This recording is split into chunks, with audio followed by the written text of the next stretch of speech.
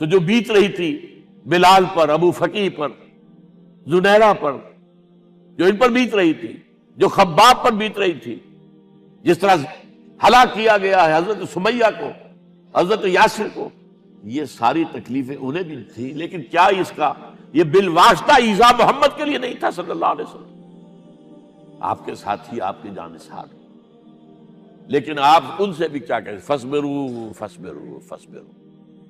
جب ابو جہل بدترین ٹارچر کر رہا تھا حضرت سمیہ اور حضرت یاسر کو رضی اللہ تعالی عنہما، آپ کے علم میں ہے کیسی کیسی ٹارچر کی ہے؟ جوان بیٹے کو باندھ دیا ایک ستون کے ساتھ، اس کی نگاہوں کے سامنے برہنہ کیا ہے ماں کو،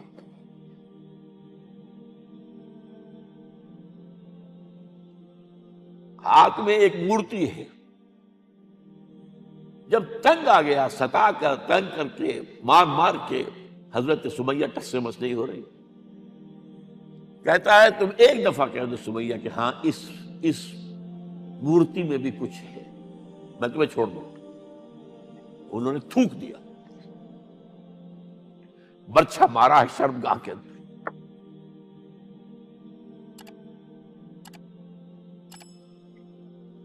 کتنی تکلیف پہنچی ہوگی ان کو،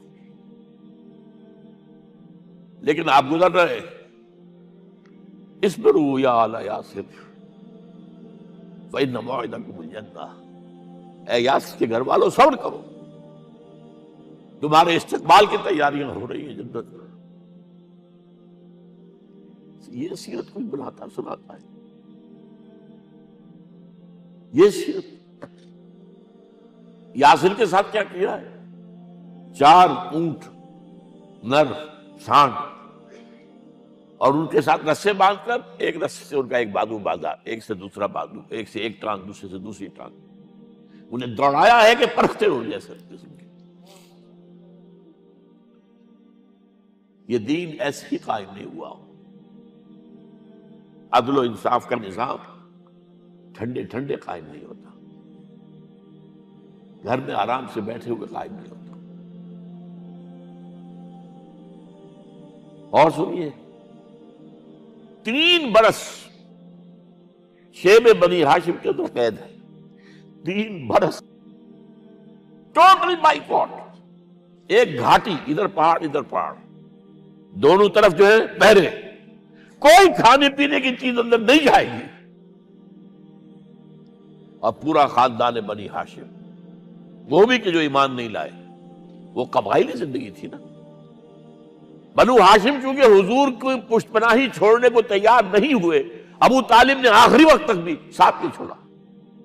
ہاں، آخری وقت کے قریب ایک بات ہو گئی تھی، ایک مرتبہ تو ہوا کہ وفد آیا ہے قریش کا کہ اپنے بھتیجے کو روک لو، وہ ہمارے معبودوں کی توہین کرتا ہے۔ ابو طالب نے بلایا اور آپ سے کہا کہ یہ کچھ اپنے رویے کو بدلے۔ آپ نے فرمایا چچا جان، اب تو چاہیے میرے ایک ہاتھ پر سورج اور دوسرے پر چاند رکھ دے، میں اپنے اس مشن کو چھوڑ نہیں سکتا۔ اور ابو طالب کے عین انتقال کے وقت جو معاملہ ہوا، جب وفد آیا ہے کہ ٹھیک ہے اب ہمارا جو ہے صبر کا پیمانہ لبریز ہو گیا ہے، اب ٹھیک ہے آ جاؤ میدان میں، تم بھی ساتھ چھوڑنے کو تیار نہیں ہو۔ ابو طالب نے بلایا آپ کو، بھتیجے مجھ پر اتنا بوجھ نہ ڈالو جو میں برداشت نہ کر سکوں۔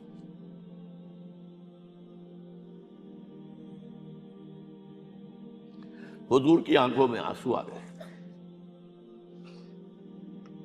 چچا جان اب تو یا یہ بات پوری ہوگی یا میں اپنے آپ کو ختم کر دوں، اسی میں ختم ہو جاؤں۔ 12 شیب بنی ہاشم میں 3 برس اس حال میں گزرے ہیں، ٹوٹل بائیکاٹ، کوئی کھانے پینے کی۔ کچھ لوگ تھے شریف النفس، مثلا حکیم بن حزام تھے رضی اللہ تعالی، اور بعد میں ایمان لے آئے۔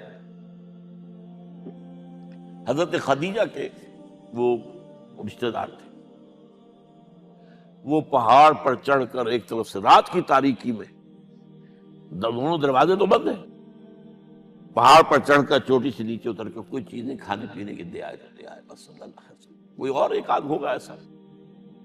یہاں تک نوبت آئی ہے کہ بنی ہاشم کے یہ پھول جیسے بچے معصوم، بھوک سے بلبلا رہے ہیں، اور اس کے سوا کچھ نہیں ہے کہ سوکھے چمڑے ابال کر اس کا پانی ان کے حلق میں ٹپکا دیا جائے۔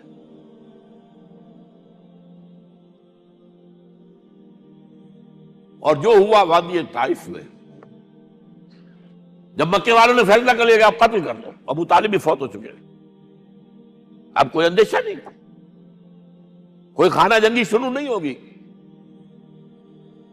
کوئی انٹرا ٹرائبل وار نہیں ہوگی، تو آپ طائف گئے ہیں۔ شاید وہاں کے 3 سردار تھے بڑے، اور یہ طائف اصل میں قریشی کا سمجھیے کہ یہ ان کا گرمیوں کا یہ صحت افزا مقام تھا۔ یہ تمام جو سردار تھے مکے کے، ان کی جائیدادیں وہاں تھی، باغات تھے، اور وہاں کے بھی 3 سردار تھے، تو شاید ان میں سے کسی کو اللہ توفیق دے دے۔ وہاں گئے ہیں اور صرف ایک ساتھ ہیں، حضرت زید بن حارثہ، حضرت ابو بکر بھی ساتھ نہیں، سائے کی طرح ساتھ رہنے والا بھی ساتھ نہیں تھا۔ وہاں جا کر جو آپ نے تینوں سے بات کی ہے، تینوں نے وہ باتیں کہی ہیں جو کلیجے کو چیر جائے، اور اس میں کیا ہو رہا ہے؟ اسٹریٹ ارچنز جو کہلاتے ہیں ہمارے یہاں، ٹھوکرے گلیوں کے، انہیں اشارہ کر دیا ذرا ان کی خبر لو، اب وہ پتھراؤ کر رہے ہیں۔ جیسے ہمارے ہاں کوئی آ جاتا ہے، کوئی نیم پاگل یا کوئی اور کسی طرح کا مست قسم کا آدمی، اور اس کے اوپر چھوکرے چاروں طرف ہوں اور ستا رہے ہوں، یہ نقشہ تھا، اور طائف کی گلیاں تھیں، اور محبوب رب العالمین تھے۔ ادھر سے پتھر آ رہے ہیں تو زید بن حارثہ رکاوٹ بن گئے، لیکن پیچھے سے آ رہے ہیں، وہ کیسے روکیں گے؟ پیچھے جاتے ہیں تو ادھر سے آ رہے ہیں۔ جسم لہو لہان ہے، خون رس رس کر زخموں سے جوتیوں میں آ کے جم گیا ہے۔ پھر وہاں سے آپ نکل کر گئے ہیں، ایک باغ میں تھوڑی سی پناہ لی ہے تھوڑی دیر کے لیے، جوتے بڑی مشکل سے اترے ہیں، خون جمع ہوا، اور وہ جو پھر دعا نکلی ہے آپ کے، وہ کلیجے کو چیر جانے والی ہے۔ اللہم الیک اشکو ضعف قوتی وقلت حیلتی وحوانی علی الناس، اے اللہ تیری جناب میں فریاد لے کر آیا ہوں، اپنی قوت کی کمی کا، اپنے وسائل کی کمی کا، اور لوگوں میں جو رسوائی ہو رہی ہے، الی من تکلنی الی بعید یتجہمنی اور الی عدو ملکت امری، مجھے کس کے حوالہ کر دیا ہے؟ مجھے دشمن کے حوالے کر دیا، جو چاہے میرے ساتھ کر گزرے۔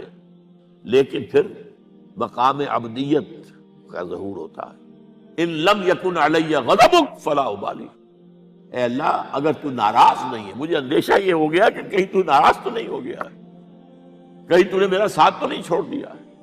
اگر تو ناراض نہیں ہے تو مجھے کوئی پرواہ نہیں، جو ہو سو سر تسلیم خم ہے، جو مزاج یار میں آئے۔ واپس آئے ہیں تو مکے میں داخل نہیں ہو سکتے تھے، وہاں تو قتل کا فیصلہ ہو چکا۔ بہرحال یہ چند باتیں میں نے آپ کو بتائی، باقی تو یہ کہ غار ثور ہے کیسی کیسی، اور پھر غزوہ بدر سے پہلے کی رات ہے، اور وہ آپ کا زندگی کا طویل ترین سجدہ ہے۔ اس میں جہاں تک یہ الفاظ بھی آپ نے کہہ دیا، اللہ اگر کل یہ جو 313 یہاں جمع ہے اگر یہ ختم ہو گئے تو پھر قیامت تک تیرا نام لینے والا کوئی نہیں ہوگا، میں آخری رسول اور میری یہ 15 برس کی کمائی ہے۔ اس وقت کہا حضرت ابو بکر نے، وہ پہردار کی حیثیت سے کھڑے تھے، کہ حسبک حسبک حضور بس کیجئے بس کیجئے۔ بہرحال بدر ہے، احد ہے، زخمی ہوئے ہیں، دندان مبارک شہید ہوئے ہیں، خون اتنا بہا ہے کہ بے ہوش ہو گئے ہیں، اور خبر اڑ گئی ہے کہ آپ شہید ہو گئے۔ یہ سب کچھ، اور سب سے بڑھ کر حمزہ کی لاش سامنے آئی۔ کیسی لاش؟ ناک کٹی ہوئی ہے، کان کٹے ہوئے ہیں، پیٹ چاک کر کے کلیجہ چبایا ہوا ہے۔ کس طرح برداشت کیا ہوگا آپ نے؟ اپنے اوپر تاری کر کے دیکھیں، یہ حمزہ کون ہے؟ چچا ہے، دودھ شریک بھائی ہے، خالہ کا بھائی ہے، ساتھ کا کھیلا ہوا ہمجولی ہے، اور اس کی لاش ہے۔ جو قلب اطہر پر بیت رہی تھی وہ مدینے میں آ کر ایک بڑا ماحول بدلا ہوا تھا، تب وہ بات سامنے آ گئی. تو مختلف گھروں سے عورتوں کے بین کرنے کی آوازیں آ رہی تھی، اس لیے کہ اس وقت تک بین کرنا حرام نہیں قرار دیا گیا تھا، ممنوع نہیں تھا. آوازیں سن کر حضور کی زبان مبارک سے نکل گیا اما حمزہ تو فلا بواکی لہو، ہائے حمزہ کے لیے تو کوئی رونے والی بھی نہیں ہے.